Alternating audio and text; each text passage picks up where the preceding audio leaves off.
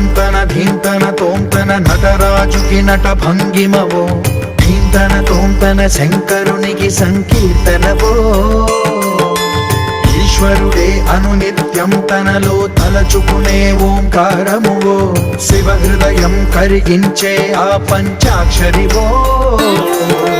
నీ మదిలో